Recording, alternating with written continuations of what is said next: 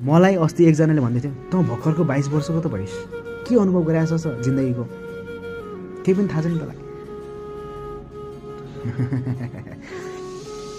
हो, तपाईँले भनेको कुरा ठिक हो।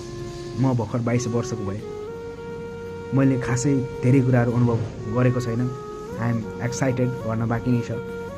तर एउटा कुरा चाहिँ के हुँदो रहेछ भनेर भन्दाखेरिमा चाहिँ जब तपाईँले कुनै पुस्तक पढ्नुहुन्छ, त्यो पुस्तकमा मानिसको जीवन, पुरा जीवन जिन्दगी, उसको भोगाइ, उसको अनुभव, उसको सिकाइ, उसका गल्तीहरू थाहा हुन्छ। र त्यो कुरा हामीले केही घन्टामै, केही दिनमै त्यो पुस्तकको मार्फत सिक्दो रहेछौँ क्या। हो, त्यो सिकेको कुराले नै मान्छेलाई परिपक्वता ल्याउँदो रहेछ, न कि उमेरले।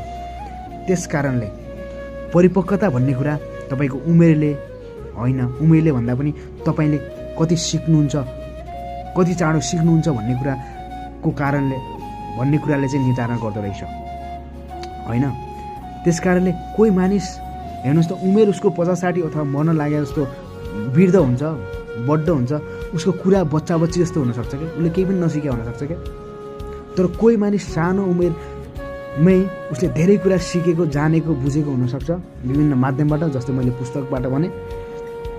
अनि उसले चाहिँ ओहो भर्खर यति सानो उमेर चाहिँ कुरा चाहिँ कति परिपक्व गर्छ है होइन।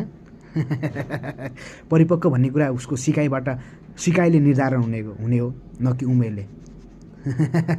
उमेर बढ्दै जाँदा मान्छेले उल्टो पनि सिकिरहेको हुनसक्छ। कि कसो सर, म्याडम?